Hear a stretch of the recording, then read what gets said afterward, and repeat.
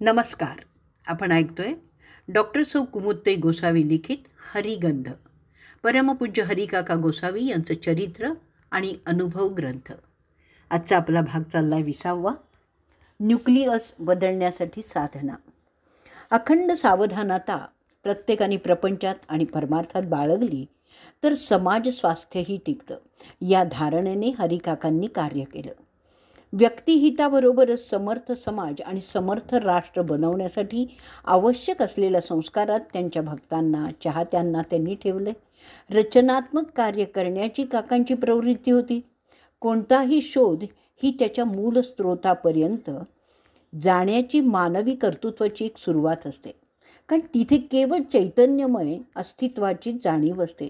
मानवी शोधाचं कर्तृत्वाचे आविष्कार अनंत आहेत, त्याचं रंग रूप विविध आहेत, पण हा मूल स्रोत केवळ चैतन्याचं अस्तित्व दाखवतो.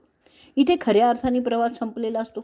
वाटचाल असली तर ती केवळ गती असते आणि तिला या रंगरूपाविषयी कोणतीच आसक्ती नसते, आग्रह नसतो. खरं तर जीवन हे एक स्वप्न असतं, खेळ असतो, खेळायचा आणि बाजूला व्हायचं. हरिकाका असेच जगलेत. त्यांनी आपल्या अशा जगण्याचा अन्वयार्थ लावून दिलेला आहे, इतरांच्या जगण्याला अर्थ दिला आहे. आपल्या सर्व साधना या केंद्र गाभा बदलण्यासाठीच आहेत, पण त्यातील केंद्रबिंदू बदलण्यासाठी सभोवती फिरणारे विद्युतकण तोडावे लागतात. साधनेची तीव्रता नको असणारे फिरते कण तोडण्यासाठी लागणाऱ्या शक्तीवर ते अवलंबून आहे. मग ती शक्ती माणसाला कला माध्यमातूनही लाभत असते. हेही काकांनी सप्रयोग सिद्ध केले. केवळ सौंदर्य ही भावस्थितीची अंतिम पायरी असावी. एकूणच व्यक्तिजीवनाकडून वैश्विक जीवनाकडे जाणं हाच खरा मार्ग असल्याचं काकांनी सतत जाणवून दिलेलं आहे. लोकांच्या हृदयाक्षम किरणांसारखे शिरणारे काका कधीकधी आपल्या अगदी लहान सहान अडचणी लोकांना विचारत बसायचे. नदी पार करण्यासाठी प्रभू रामचंद्रांनी नाही का नावाड्याची मदत घेतली, तसंच काकांचं अनेक वेळा वागणं, बोलणं, विचारणं असायचं. वास्तविक कोणत्याही अडचणी दूर करणं काकांना काहीच अशक्य नव्हतं. परंतु सामान्य माणसाला अशा अडचणी कशा सतवतात, त्यातून मार्ग काढण्याचा सामान्य जन कसे प्रयत्न करतात, हे स्वतःच्या कृतीतून आजमावण्यात, दाखवण्यातही काकांना आनंद मिळत असणार. त्यातही त्यांचा हेतू असणारच. अशा अडचणी सामान्यांना आपण कशा सोडवू शकतो याचं प्रात्यक्षिक दाखवायचा त्यांचा हेतू नक्कीच असणार आहे. प्रत्येक माणसात त्याची आत्मिक शक्ती असतेच, ती फक्त जागवायची असते. मग आपली कामं आपणच करण्याचं आत्मिक समाधानही लाभतं. हा या प्रात्यक्षिकातील निष्कर्ष असायचा. तो सहज ध्यानी आणून दिलेला असायचा. हरिकाका इतर काही आध्यात्मिक चमत्कार करत नाहीत म्हणून काही लोकांचा त्यांच्यावर रोष होता. काहींनी त्यांना सोडचिठ्ठी दिली होती. अर्थातच त्यांनाही दोष देण्यात काही अर्थ नाही, कारण आज त्यांच्या भोवतीचं वातावरणच तसं आहे. एखाद्या पोटार्थीला गारा वेचता वेचता हिरा सापडायचा आणि गारगोटी समजून त्याने तो दूर फेकून द्यावा. त्यांनी त्या हिऱ्याचं मूल्य तर काही कमी होत नाही ना. आणि जो हिरेपारखी नाही त्याला हिरा ओळखता आला नाही म्हणून दोषही देता येत नाही. ज्याचं त्याचं दैव म्हणावं एवढंच आहे. विश्वधर्माचं रक्षण करण्याकरता सूर्याप्रमाणे सर्वांना समान लेखून जो जे वांछील त्याला त्याच्या लायकीप्रमाणे देऊन सर्व प्राणीमात्रांवर विलक्षण प्रेम करणारे असे हरिकाका होते. त्यांचा आत्मा हरिदेह रथातून लोकसुखांतास्तव सततच फिरत राहिला आहे. या रथाच्या इंद्रियांच्या घोड्यांना संयम आणि विवेक यांचा लगाम कसा लावता येतो हे प्रत्यक्ष दाखवत हा हरिरथ बदलत्या ऋतुचक्राची, कोसळणाऱ्या महासंकटाचीही पर्वा न करता आयुष्याची लोककल्याणकारी वाट अथकपणे चालत राहिला. भावभक्तीची, नामगजराची, ज्ञानकर्माची सुगंधी फुलं वाटेत सर्वांवर मुक्त हस्ते उधळत राहिला आणि तेही अखेरच्या श्वासापर्यंत.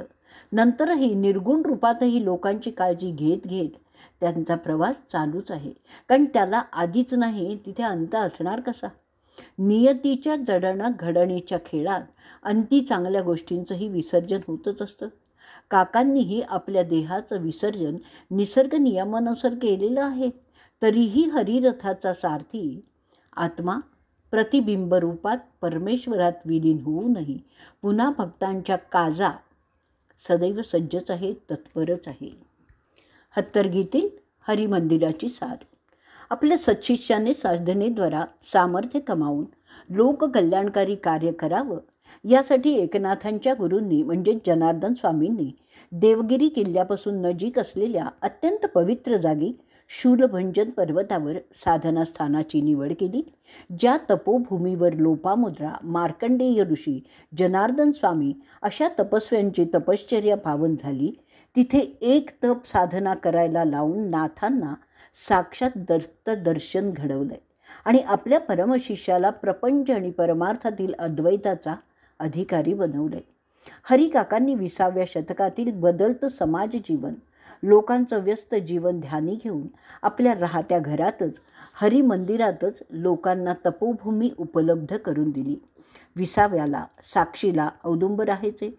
दशमुखी रावणाचा नितपात करून सीतामातेला सोडवून आणण्यासाठी सागरावर सेतू बांधण्याचं कार्य जसं रामभक्त वानरसेनेने केलं, तसंच हरिकाकांच्या सान्निध्यात हत्तरगीला हरिमंदिर उभारण्याचं कार्य समस्त हरिभक्तांनी केलं.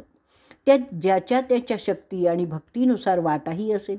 कोणाचा सिंहाचा असेल तर कोणाचा खारीचा पण असेल, परंतु प्रत्येकाच्या अंतरंगातला हरिसेवा स्नेहभाव मात्र समानच आहे.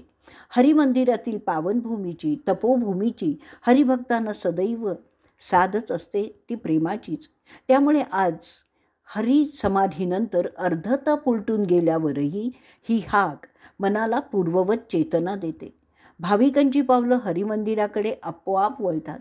जगातल्या दुःख, दैन्य, दारिद्र्य, द्वेष, अहंकार, तृष्णा, राग, भेदभाव आणि पाशवी या दशमुखी रावणाचं राज्य आपल्या मनात दडलेल्या एका लंकेत पुनर्स्थापित होऊ नये यासाठी हरिमंदिरात आजही नित्य हरिस्मरण आणि नामस्मरण चालूच आहे.